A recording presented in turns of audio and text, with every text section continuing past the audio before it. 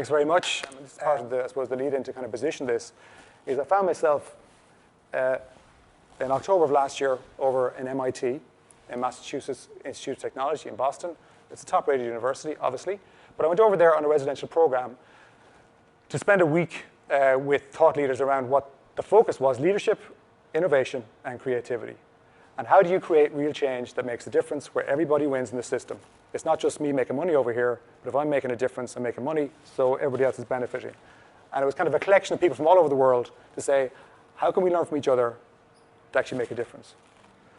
Actually, what happened was, at the very start, the guy stood up and he talked a little bit about the inner critic, a little bit like what I'm talking about there. But he pointed out 3 things to watch, because what they pointed out was that from a leadership point of view, and to be honest with you, just in terms of even relationships as a human, listening, real listening, is actually one of the most important things. But more important than that, even for tonight, listening to hear yourself and not the inner voice. Because I'm going to make a distinction between the two, which I think everybody instinctively knows, but we don't often identify the separation. So there was 3 things to notice. First one was VOJ, VOF, and VOC. The voice of judgment, the voice of fear, and the voice of criticism. You messed up that time. Yeah, you just lost 10% of your bonus there. I really believe it. I believe we're actually on the cusp of something very significant in terms of our evolution as a species. I really believe that. And it's to do with this. And what's pushing it is technology. That's what's pushing it. Because we are now consumed with so much noise.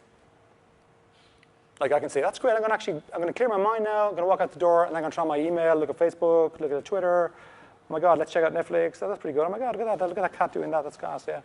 And I'm gone. And all of a sudden, what am I doing to my head? Overload. Yet nobody else has ever had to encounter this particular challenge of information. I know somebody said to me recently, I'm sure maybe somebody here knows it, but we consume more information in one day that's people did in the 19th century, did in their lifetime. Something bizarre like that. So we've moved from the industrial age into the knowledge age, information age.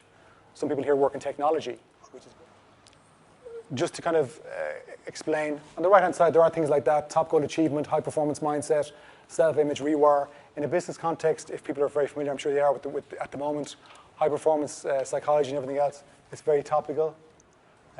It works. But if it's not grounded in from the inside out, then it's not going to work as well. You'll be disrupted. And on the left-hand side, I suppose they would be the 3 areas that I would look at.